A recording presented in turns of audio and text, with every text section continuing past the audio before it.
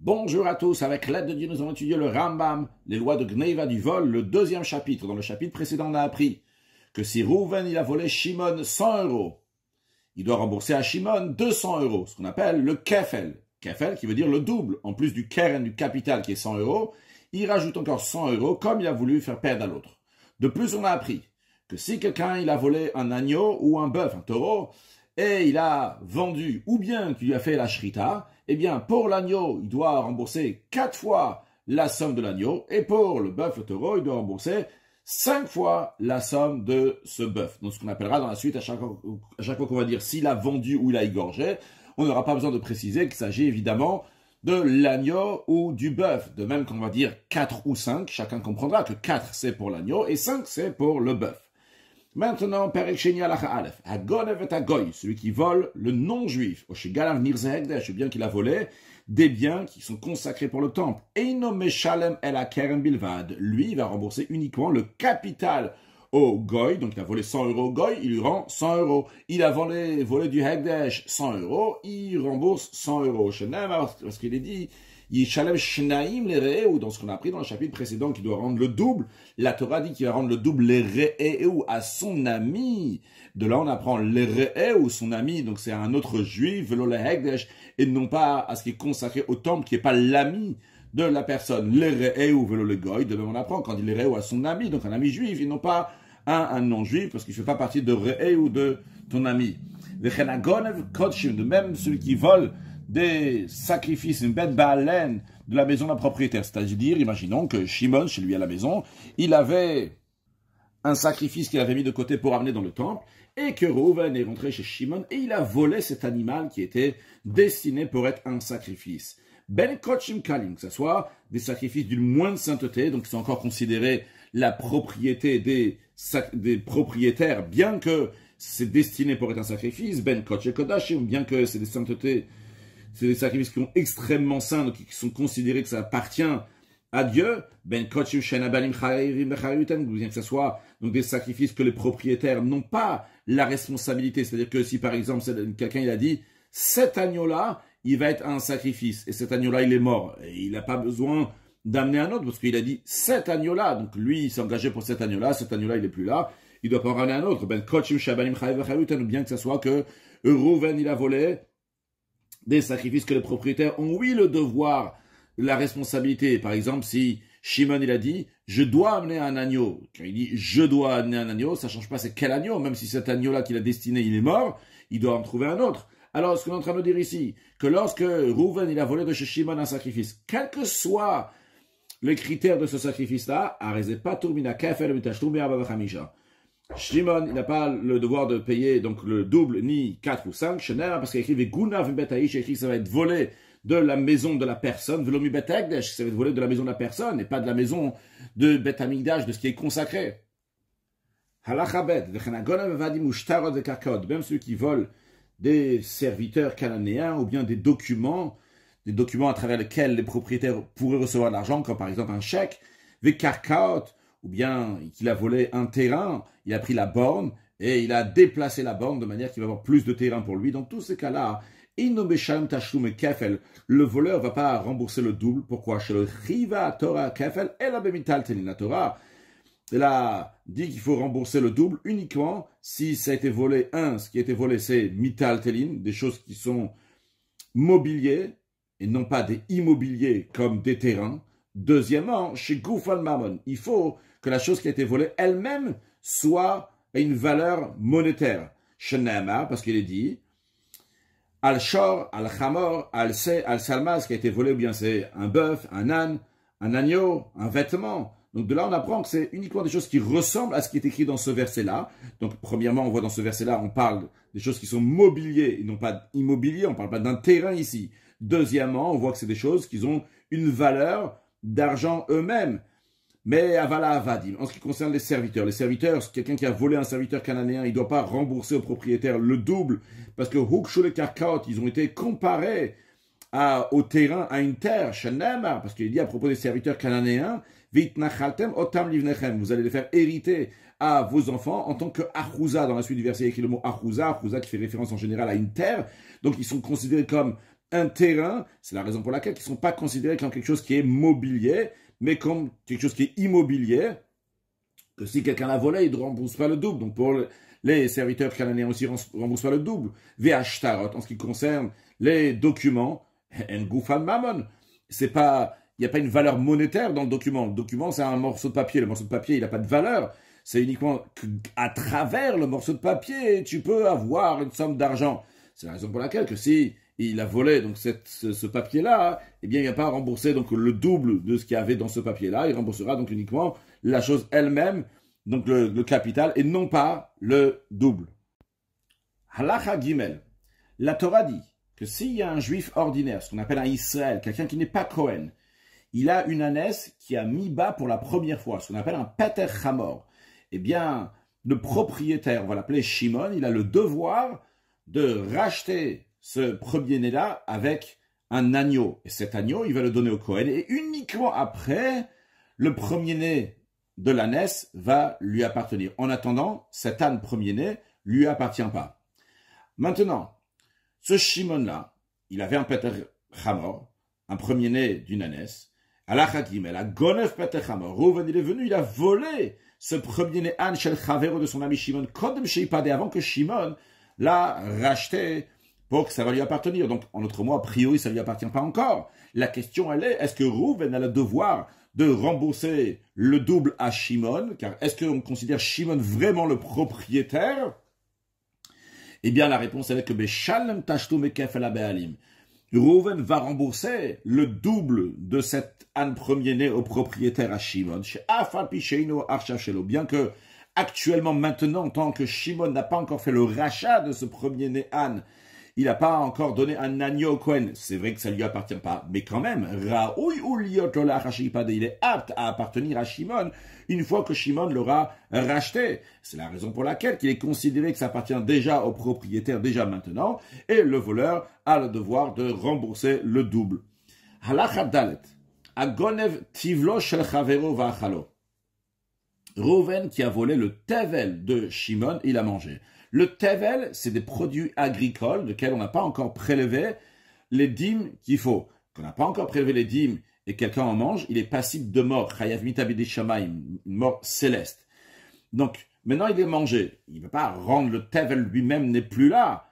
Eh bien, mais shalem dlo dmetivlo, il va lui rembourser l'argent de ce tevel, l'argent de ces produits agricoles qu'il a mangé, malgré le fait que dans ces produits agricoles, ça n'appartenait pas tout à Shimon. Il y avait une partie qui devrait être donnée au Kohen plus tard. Et ce qui n'a pas encore été donné au Kohen, malgré ça, donc, c'est le devoir de Rouven de rembourser tout à Shimon. Vechelim ganav chalbo, de même, si Rouven a volé des graisses interdites qui appartenaient à Shimon, qu'on dit qu'ils sont interdites, c'est la Torah, elle interdit de les manger. Et lui, il les a volées de chez Shimon, et il a mangé ces graisses-là. Et donc, en mangeant ces graisses-là, il est passible de carette, de retranchement. Et ces graisses-là, maintenant, ne sont plus là. Eh bien, il va lui rembourser donc l'argent que valaient ces graisses interdites. Donc, c'est discuté dans les commentaires du Rambam. Est-ce que le Rambam veut dire qu'il paye seulement le Dmetivlo, seulement 100 € si ça valait donc ce tavel ou ces graisses-là, il ne paye pas 200 €. Mais a priori, le Rambam ne veut pas rentrer ici dans ce détail-là s'il paye 100 ou 200. Il veut juste dire le principe que, en effet, ça appartient. Il y a des propriétaires à ces graisses-là. Il y a des propriétaires à ce tavel-là. Et il doit le rembourser. Donc, a priori, il doit aussi rembourser le double. Mais le grand chidouche qui est là, la grande nouveauté dans ces halachot-là, malgré le fait qu'en mangeant du tavel, il est passible de mort, une mort céleste, et en mangeant cette graisse, il est passible de mort, donc de carette de retranchement. Et en général, il y a une règle de kam lebidera bamine, que quand quelqu'un il a fait une avera, et au moment de l'avera, il y a deux choses qui lui sont tombées dessus. Un, donc quelque chose de monétaire, ou bien une petite sanction, et une plus grande sanction, une sanction de la peine capitale, ce qui est le cas ici. Eh bien, en général, on donne uniquement la grande sanction, kam lebidera bamine, on lui donne la grande sanction, non pas la petite sanction. Donc, la peine capitale, et non pas la peine monétaire. Malgré cela, le chidouche est ici, que cette règle-là, elle est dit uniquement si la peine capitale est donnée par le tribunal terrestre, et non pas lorsque c'est mitabide shamaim, la mort du ciel, ou bien le carré de retranchement, que c'est aussi Hachem qui fait ces choses-là, chas de shalom. Alachahe, ganav touma mi be'alea yisraelim shifrishua.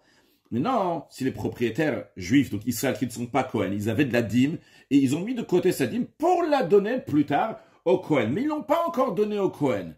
Et Rouven le voleur, il est venu, il a volé cette terouma, cette dîme-là qui avait été mise de côté pour donner au Cohen. Eh bien, Eino Meshalem Tashlum Kefel. Rouven va pas rembourser le double au propriétaire Israël. Pourquoi?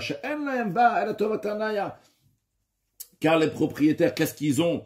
Ça, qui leur appartient ici, c'est uniquement un bénéfice de bon gré de la jouissance, c'est-à-dire qu'il est libre de la donner au Cohen de son choix. Il peut donner à Rouven à Cohen, il peut la donner à Shimon à Cohen, à Lévi à Cohen, à Yuda à Cohen, il peut choisir à quel Cohen il va la donner, mais quoi qu'il arrive, cette terouma ne lui appartient plus maintenant, elle appartient au Cohen, et le privilège de la jouissance n'est pas considéré de l'argent, c'est pour ça qu'il va rendre uniquement donc l'argent de la terouma, ou la terouma elle-même s'il a encore, mais non pas le double. Halachavav, Agonev Michel Aviv.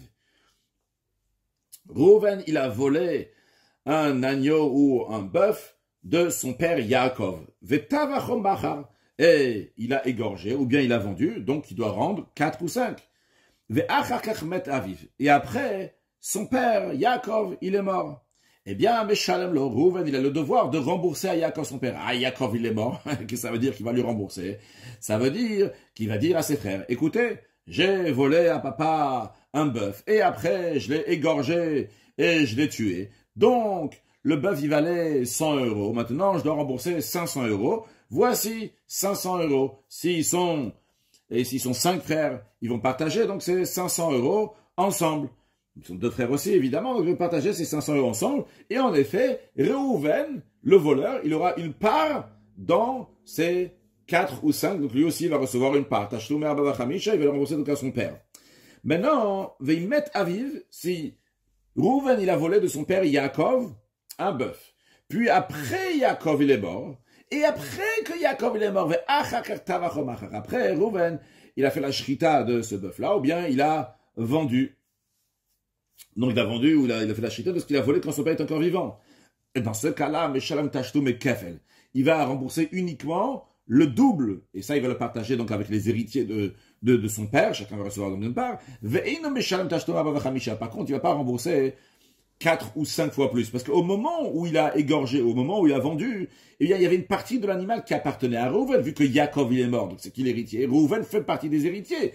Donc il y avait une partie de l'animal qui lui appartenait. Et vu que la Torah a dit que quand quelqu'un il va voler un bœuf ou un agneau, et il va l'égorger ou il va le vendre, on n'a pas dit Vetavar omachar, il a égorgé ou il a vendu. On dit Tvacho mecharo, il a fait la tvicha à lui ou bien il a vendu à lui. On apprend de ça, c'est uniquement si lui en entier, si tout l'animal en entier il a vendu, si tout l'animal en entier il a fait la shrita alors qu'il n'avait pas le droit, de manière interdite. Mais ici, il y avait une partie de cet animal-là qui lui appartenait, qu'il avait le droit de faire la shrita, qu'il avait le droit de vendre. C'est la raison pour laquelle il ne paye pas 4 ou 5, vu qu'il a fait la shrita ou la mechira, la vente, après la mort de son père. Maintenant, Ganav vetavach omachar, c'est il a volé, et il a après fait la shrita, ou bien il a vendu, et après, il a cet animal-là qu'il a fait la shrita, la mechira, il a consacré pour le temple. Eh bien, ça change rien du tout, mais Shalom Tashtum et Abavachamisha, il paye 4 ou 5, vu qu'il a déjà le devoir de rembourser avant qu'il a fait Hekdesh, avant qu'il a consacré, vu que la Shrita, ou bien la Mechira, la vente, elle a été faite avant qu'il a consacré. Maintenant, s'il a volé, Vim Hikdish, et après il a été Magdish, il a consacré l'animal, et après qu'il a consacré l'animal volé, après il a égorgé ou il a vendu. Bien que, même dans un cas que s'il a consacré uniquement en tant que sacrifice de moins de sainteté, donc c'est encore considéré l'argent des propriétaires, malgré cela, quand même, quand même, il va rembourser seulement donc le double. Et il ne va pas payer 4 ou 5, parce qu'au moment où il a égorgé, où il a vendu, l'animal appartenait déjà au Hekdesh, il n'appartenait plus au propriétaire. Attention, on va mettre Varimamour une précision importante. Dans quel cas s'applique si le voleur il a volé, après il a consacré l'animal au temple, et après il a fait la Dvicha ou Mechira, qu'il n'a pas besoin de payer 4 ou 5, mais il paye seulement le double. C'est Béché Igdish Achar Yehush. Si le propriétaire, qu'on va l'appeler Shimon, il a entendu que sa vache, son bœuf, il a été volé. Et il a fait, Yehush a dit, j'abandonne, je vais jamais la voir à nouveau. Alors à ce moment-là, vu que il y a eu Yehush, il y a eu l'abandon du propriétaire, et en plus, donc il y a eu un chino, il y a un changement qui s'est fait ici. Un changement, donc ça soit parce que il y a eu un changement de propriété, un changement de domaine, ce qu'on appelle donc Yehush et Shino Reshut, parce que il y a eu Yehush, ça c'est les propriétaires qui ont fait, et maintenant il y a un changement de domaine parce que c'est devenu Hekdesh, ou bien aussi parce qu'il y a eu Yehush ou Shino Yashem, donc il y a eu l'abandon de propriétaire, il y a aussi le changement de nom, parce que maintenant c'est plus Choulin, c'est plus profane, c'est devenu quelque chose qui est devenu Kadosh. Alors à ce moment-là, après il a fait la Shrita, ou après il a vendu, alors on dit qu'il rembourse seulement le double. Mais si le voleur il a consacré cet animal avant que les propriétaires ont fait abandonner, dans ces cas-là, c'est pas bon, son Hekdesh il ne vaut rien, et nous Kadosh. C'est pas considéré du Hekdesh. Et donc, c'est, il a égorgé ou bien il a vendu cet animal-là alors que le propriétaire n'a pas fait Yehush, bien que lui, le voleur, il a été magnifique, il a consacré cet animal, eh bien, il remboursera quand même 4 ou 5, parce que son Hekdesh n'est pas considéré un Hekdesh, ça appartient encore au propriétaire. Si les propriétaires l'ont consacré, alors c'est chez le voleur, c'est-à-dire que Shimon, il s'est fait voler, et il a dit, l'animal, là où il se trouve, eh bien, qu'il soit Hekdesh, soit considéré consacré pour le temple. Eh bien, Eno Kadosh, il n'est pas saint. Pourquoi? Les fichiers Eno Birshutam, parce qu'il n'est pas dans sa possession. Et la Torah, elle dit, quand quelqu'un, il va consacrer sa maison, quand on dit sa maison, c'est quelque chose qui est dans sa possession, qu'il a la possibilité de faire quelque chose avec, mais quelque chose qui lui appartient, mais qui n'est pas dans sa possession, qu'il ne peut pas faire quelque chose avec, c'est pas lui qui le gère, eh bien, il ne peut pas le consacrer. Même si les propriétaires n'ont pas fait Yehush, eh bien, l'animal leur appartient encore. Eh bien, c'est pas Hekdesh parce qu'ils n'ont pas la possession de pouvoir faire ce qu'ils veulent avec. S'il a égorgé ou il a vendu, même après que les propriétaires ils ont fait le Hekdesh, ils l'ont consacré, mais Shalom Tashlomer Bavachamisha, donc le voleur devra payer 4 ou 5 parce que c'est pas devenu Hekdesh, le fait que le propriétaire il a dit qu'il donne au Hekdesh, c'est pas considéré Hekdesh vu que c'était pas dans la possession du propriétaire. Halachachet, Hashochet, celui qui a volé, après avoir volé, il a abattu cet animal. Mais l'animal qu'il a fait la shrita, cet animal volé qu'il a fait la shrita, eh bien, est devenu une nevela, c'est-à-dire que il a pas fait un bon abattage, l'abattage rituel ne s'est pas bien passé. C'est devenu une nevela. Ou bien, celui qui a volé un animal, et il n'a pas fait la shrita. Vers un ocher, ce qu'il a fait, il a déchiré des narines jusqu'au cœur. Ou bien vers me'aker, ou bien qu'il a arraché l'œsophage et la trachée, à la place de couper l'œsophage et la trachée, donc en faisant la shrita, on les coupe en général. Donc il les a arrachés.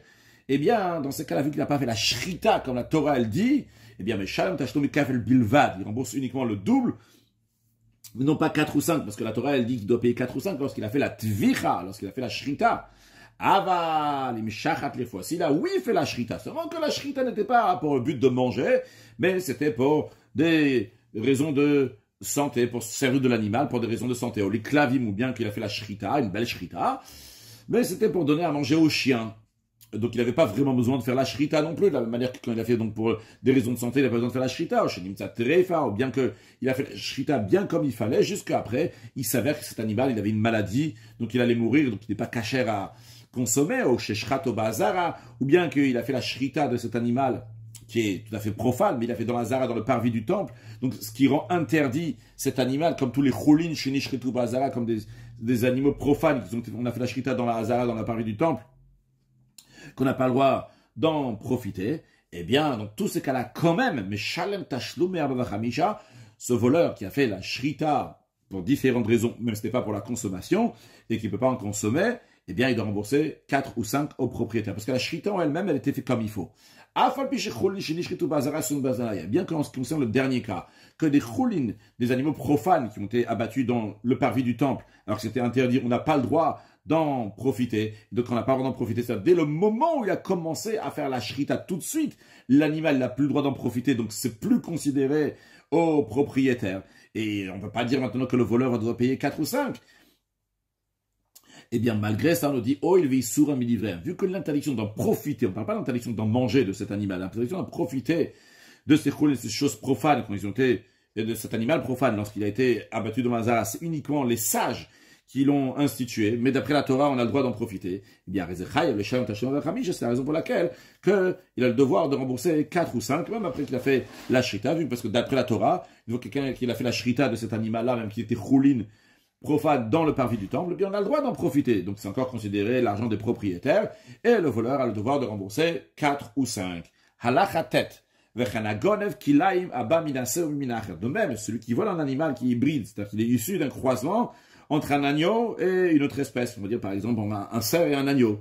Ou bien qu'il a volé un animal qui est tréfa, donc qui allait mourir, au kitat, ou bien un animal qui a la jambe coupée, ou rigeret, ou bien un animal qui est boiteux, ou un animal qui est aveugle, ou bien qu'il a volé un animal qui appartenait à 2 personnes, à des associés, et après il a fait la shrita ou bien il a vendu, mais Shalom Tashlum Yabavachamisha, il doit rembourser 4 ou 5, bien que quand c'est un animal qui est hybride, c'est pas clairement un agneau, mais le fait qu'il y ait écrit OC, ou bien un agneau, on apprend de là que c'est pour rajouter encore d'autres choses qui ressemblent à l'agneau, même quand c'est hybride, même tous les autres animaux, qui soient un rêve, ou bien qu'il a un défaut physique, etc., bien que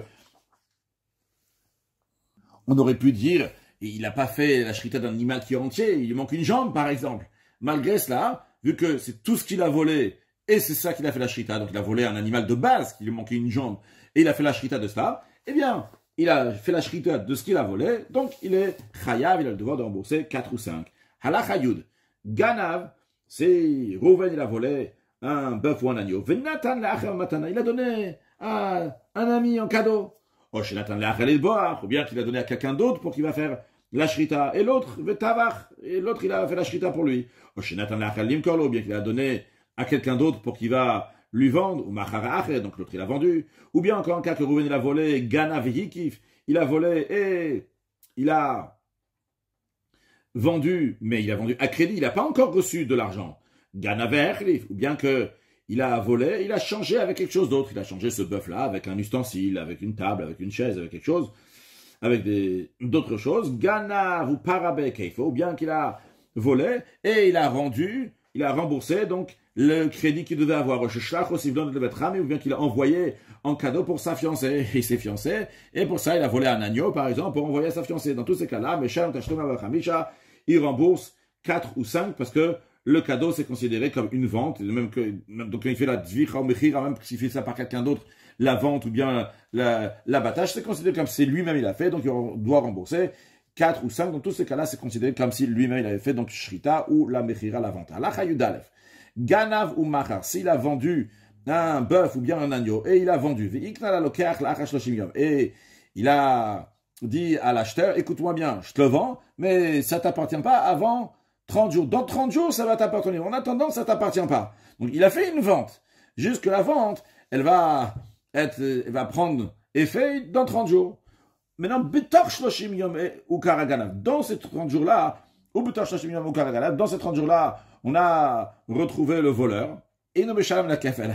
C'est pas considéré une vente, vu que la vente n'a pas encore pris effet. Elle a fait seulement au bout de 30 jours. On l'a attrapé avant. Donc on ne considère pas qu'il a vendu. On considère seulement qu'il a volé. Il rembourse seulement le double, non pas 4 ou 5. S'il a vendu tout l'animal, mais il a gardé un petit quelque chose, 1/100 de l'animal. Ou bien, il a vendu tout l'animal, à l'exception de la patte ou du pied de l'animal. Le principe, lorsqu'il a vendu, il a gardé pour lui quelque chose, que cette chose-là, pour qu'elle soit permise à être consommée, c'est uniquement si on fait la shrita. En effet, la pâte, on peut la manger uniquement si on a fait la shrita. On n'a pas fait la shrita, on ne peut pas manger la pâte. Mais non, lui ici, il n'a pas fait une shrita, il a fait une mechira, une vente. Mais dans la vente, il a gardé quelque chose que pour cette chose-là, elle soit permise à consommer, on aurait dû faire la shrita. Eh bien, bien qu'il s'agisse d'une vente, il est exempté de rembourser 4 ou 5. Parce que de la même manière que pour la shrita, pour pouvoir manger cette pâte-là, tu as besoin de faire la shrita, eh bien, on considère dvacho mecharo, mais à pied d'égalité, la shrita et la vente, de la même manière que la tvicha, c'est tout ce que la shrita, donc tout ce que la shrita va permettre, donc même une pâte, un pied. De la même manière aussi, quand il a vendu, quand est-ce qu'on peut le rendre coupable de rembourser 4 ou 5? C'est uniquement s'il a tout vendu, donc tout vendu tout, quand on dit tout, encore une fois, c'est tout ce qui a besoin de la shrita pour pouvoir être consommé. C'est la raison pour laquelle, aussi, le voleur, il a vendu l'agneau, il a dit, à part la laine, la tonte, ça, je garde pour moi. Il a dit, je vends tout, à l'exception des cornes. Dans ces cas-là, il doit, oui, rembourser 4 ou 5. Pourquoi? Parce que la tonte, elle n'est pas liée avec la shrita. Quelqu'un peut profiter de la tonte sans faire la shrita de l'animal. De même, quelqu'un peut profiter des cornes sans faire la shrita de l'animal. Halacha yudbet. Ganav, il a volé un animal qui était entier. Vekita mimenaever, il a coupé un membre de cet animal qu'il a volé. Après, il a vendu. Ah, maintenant, il y a un doute. Est-ce que c'est considéré comme s'il a vendu tout l'animal ou pas? D'un côté, on peut dire, il avait un animal entier qu'il a volé, et il a enlevé quelque chose. Donc, quand il a vendu, il n'a pas vendu entièrement. D'un autre côté, on peut dire, actuellement, cet animal, c'est tout ce qu'il a. Il est considéré entier actuellement, c'est ce qu'il a vendu. Ou il y a un cas qu'il a vendu, et je la vends. Quand tu veux la shrita, mais en attendant, moi, j'ai le droit de l'utiliser pour travailler, pour faire labourer mon champ avec ce bœuf, par exemple. Donc, tu n'as pas fait la shrita. Ici aussi, on a un doute. Est-ce que c'est considéré qu'il a vendu totalement l'animal ou pas? Bien qu'il a vendu, il a dit, écoute, je te la vends, mais sache que je pourrais l'utiliser 30 jours. Dans la semaine prochaine, un jour, dans 2 semaines encore un autre jour, ou bien qu'il a dit dans 2 mois, je vais l'utiliser pendant un jour, ou bien chaque année, je vais l'utiliser pendant 30 jours. Bon, en tous les cas, il a fait une condition de ce style-là, qui pourra l'utiliser pendant un certain moment, quand il veut. Donc, il n'a pas vraiment vendu à 100%.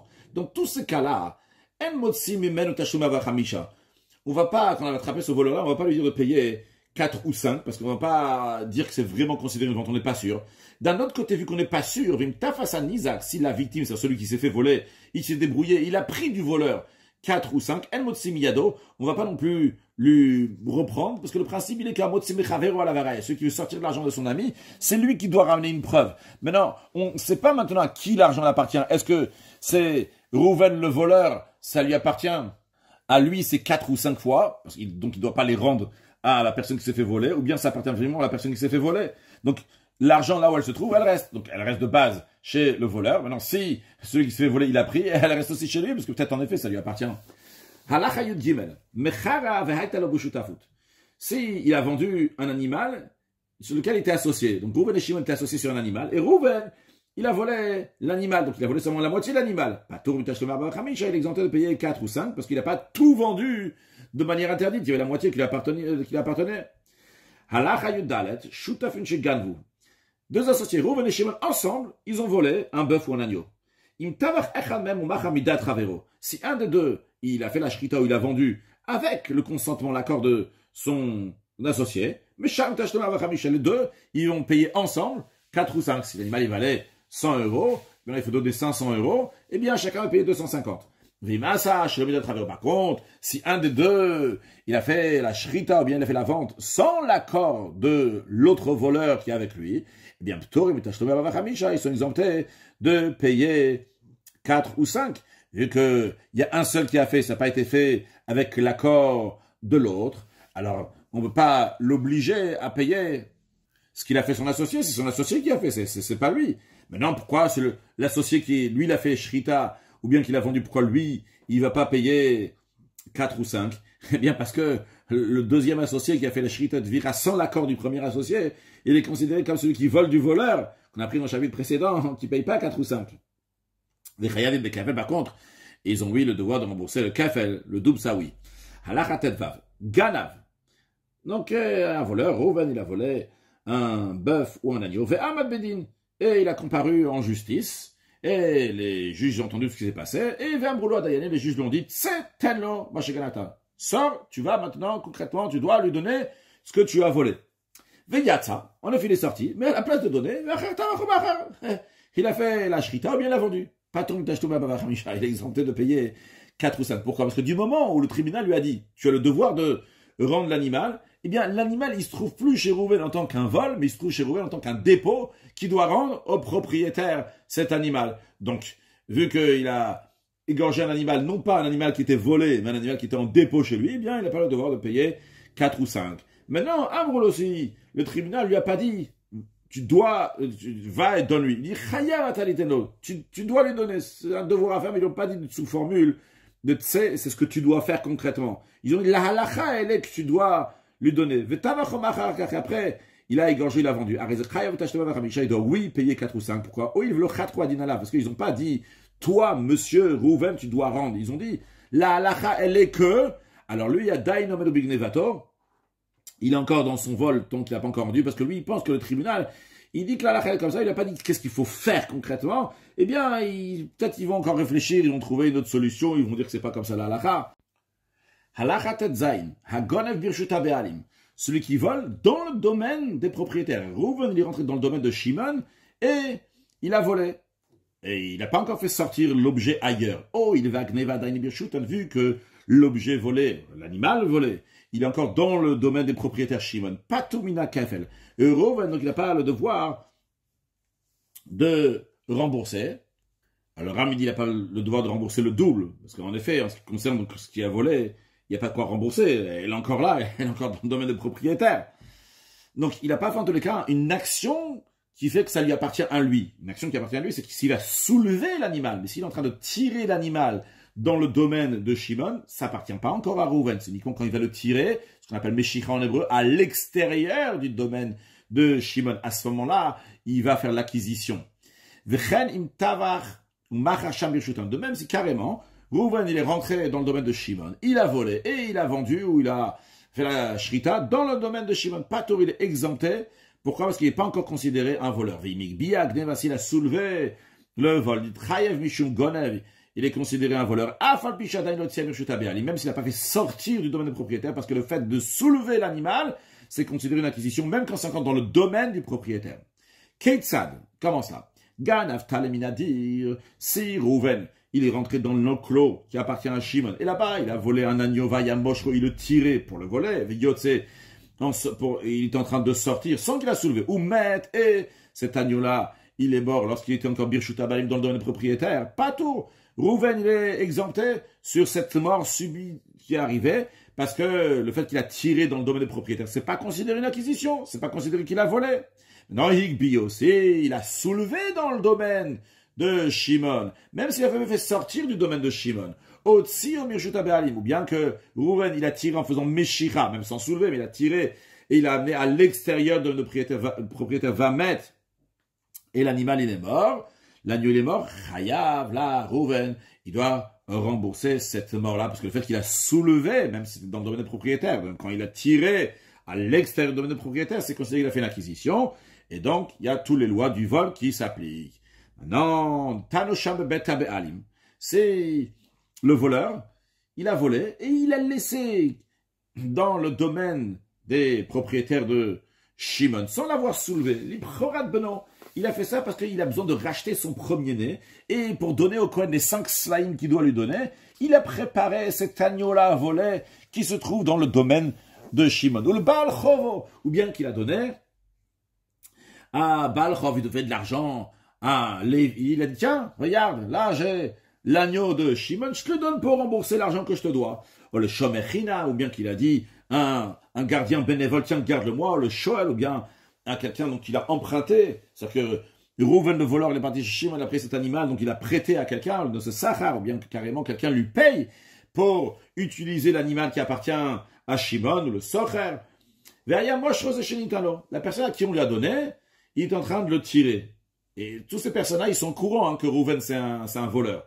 Et comme ça, sur le chemin, l'animal il est mort. Eh bien, Pato à Shomer, le Shomer, ce gardien, ou bien ce Kohen, ou bien ce créancier, il n'a pas le devoir de rembourser. Pourquoi? Parce que pour l'instant, il n'y a rien qui s'est passé. Ils ont seulement tiré dans le domaine du propriétaire. C'est pas considéré un vol. En revanche, si Higbio, si ce Kohen, ce créancier, ce Shomer, il a soulevé cet animal, le Shotzi, le Shobéalim, il a fait sortir du domaine des propriétaires, va mettre, il est mort.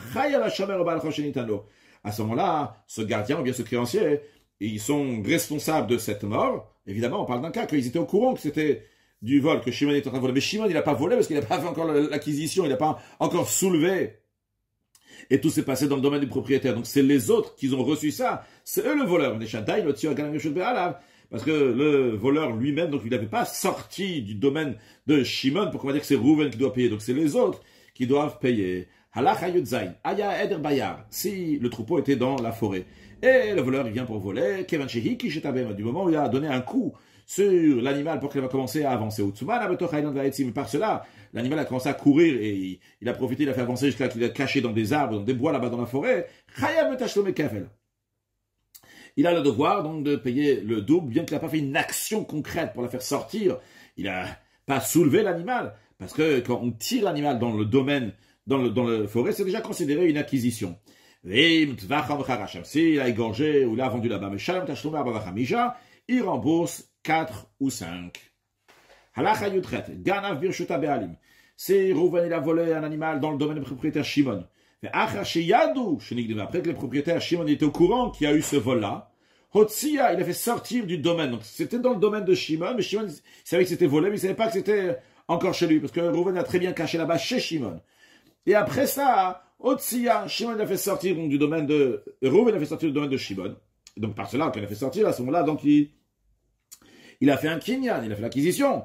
Il a fait la shrita, il a vendu à l'extérieur du domaine de Shimon. Chez Ganav, ou bien, en autre cas, qu'il a volé l'animal, et il a mis à l'extérieur du domaine de Shimon, le propriétaire. Et après, il est reparti dans le domaine de Shimon, là-bas, il a égorgé, il a vendu Birshutan.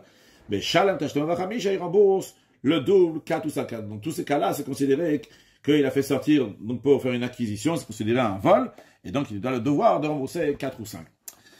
En ce qui concerne le fait de rembourser 4 ou 5, on sait ce qui est écrit, la raison de Rabbi Yochanan ben Zakkai, et ce que Rabbi Meir il dit, que Rabbi Yochanan ben Zakkai il dit que comment Kadosh Baruch Hu, il fait attention au kavod des briottes, que le bœuf qui marche à pied, donc le voleur il n'a pas eu un si grand bisayon, il n'a pas eu honte de le porter sur ses épaules, il paye 5 pour le bœuf. Par contre, pour l'agneau, il a eu une honte, il l'a porté sur ses épaules, il paye 4. Rabbi Meir il dit que, regarde comment c'est important, donc le travail, le shor, le taureau, le bœuf, il travaille. Vu qu'il travaille, eh bien, c'est la raison pour laquelle que le voleur doit payer 5. Et l'agneau qui ne travaille pas, donc c'est pour ça qu'il doit payer seulement, il doit payer 4. Donc il y a une différence de Rabbi Yochanan ben Zakkai en ce qui concerne Rabbi Meir. Ce même Rabbi Meir là, il nous dit la différence entre, et d'abord Rabbi Yochanan ben Zakkai aussi, Rabbi Meir il discute la différence entre le ganav et le gazan. Je veux juste m'arrêter sur un mot de Rabbi Meir. Rabbi Meir il dit, c'est quoi la différence entre ce voleur et le ganav et le gazan? Le ganav, c'est ceux qui volent en cachette, et gazan, ceux qui volent publiquement. Et on voit que le ganav, on est plus strict avec lui. Alors Rabbi Meir, il donne un machal, il dit, au nom de Rabban Gamliel, imaginons 2 personnes qui étaient dans une ville, ils ont fait un festin. Il y en a un, il a invité tous les gens de la ville, mais il n'a pas invité les enfants du roi. Et l'autre, il a ni invité ni les gens de la ville, ni les gens du roi, ni les enfants du roi. C'est lequel qui va plus punir? Évidemment, c'est celui qui a invité les gens de la ville et qui n'a pas invité les enfants du roi. Alors ici aussi, c'est le même inyan, cette personne-là, donc il fait attention à qui? Il fait attention aux gens de la ville, mais il ne fait pas attention à Kadosh Baruch Hu. Alors, le rabbi dit que le fait que Rabbi Meir, il parle d'un michté, d'un festin, il a fait un festin. En un sens profond des choses ici, il y a ici une allusion que Rabbi Meir, il parle évidemment d'un voleur qu'on a déjà attrapé, il est déjà arrivé au tribunal, quand il arrive au tribunal, il a déjà charata, il regrette qu'il a volé. Alors, l'idée de regretter d'avoir fait une avéra, ça c'est itkafia. Le mal, il est encore là, mais il a un regret pour ce qu'il a fait. Mais la Gemara dans le Tanya, que quand on a un désir de faire quelque chose de mal, on surmonte cela, on a une charata, un regret, et donc on va pas faire, regret, c'est pas dans le sens de regret de quelque chose qu'il a pas fait, qu'il a fait mal. Il dit, je surmontais. Et bien, par ça fait des matamim. Donc, quelqu'un qui est racha, eh bien, il écrit Gam racha, li yom ra'a. La Gemara dit, qu'est-ce que ça veut dire, Gam racha, li yom ra'a, que le racha, il va faire, son ra'a va devenir un yom, va devenir un jour, va éclairer. Et quand la Gemara explique là-bas, des matamim. Vaseli matamim. Yitzhak, il a dit à Yaakov, fais-moi des matamim. Matamim, c'est la shon rabim au pluriel. Il y a 2 sortes de michté, si on peut dire. Le michté que Rabbi Meir parle. Devant un Kadosh Baruch Hu, il y a 2 sortes. Il y a le michté que le tzadi qui lui fait en bien se comportant, mais il y a le michté que le rachat il lui fait quand il est en train de changer les choses qui sont amères, qui sont mauvaises, qui sont obscures, il les rend jour, et bien à ce moment-là, c'est encore plus agréable. Et par ce michté-là, qu'on fait maintenant pour Akadosh Baruch Hu, on va mériter très prochainement un grand repas de Léviathan dans les temps futurs, très prochainement avec Mashiach Now.